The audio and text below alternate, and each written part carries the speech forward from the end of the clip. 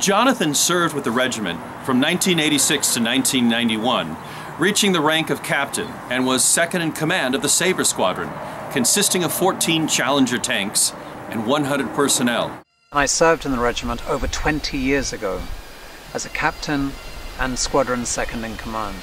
And what an amazing regiment in which to serve. Scotland's senior regiment. Scotland's only cavalry regiment. The regiment's Colonel-in-Chief is none other than Her Majesty Queen Elizabeth II. The regiment boasts one of the most impressive lists of battle honours of all British regiments. Even the pipes and drums of the Royal Scots Dragoon Guards have achieved worldwide fame. The world is getting smaller, and the changing threat calls for changing roles and tactics. And there is no guarantee that the Royal Scots Dragoon Guards will remain untouched and intact should another round of defence cuts scythe through centuries of history and tradition.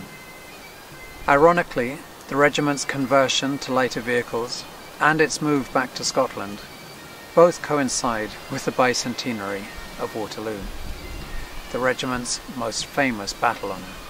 This is another reason why the regiment is counting upon us to represent the Greys at the Waterloo reenactment in 2015.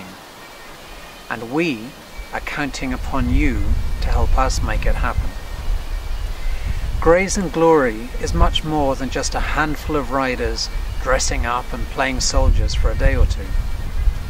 It is the opportunity to showcase the regiment at a key moment in its history, to educate the audience and to pay tribute to those who courageously and selflessly risked their lives on the battlefield, many of whom paid the ultimate price. My ancestor, James Weems, led his troop in the final charge of the Greys at Waterloo. He wrote a letter from the field of battle to his sisters in Edinburgh, informing them of the victory and of the severe losses suffered by the regiment. Of the initial 400 cavalry, he writes that only 26 remained on the field to the last. This may be close to the figure we managed to field on the day. The Greys not being represented at the bicentenary reenactment is unimaginable. Everything about the regiment breathes professionalism, courage, tradition, and accomplishment. It truly is a regiment which is second to none.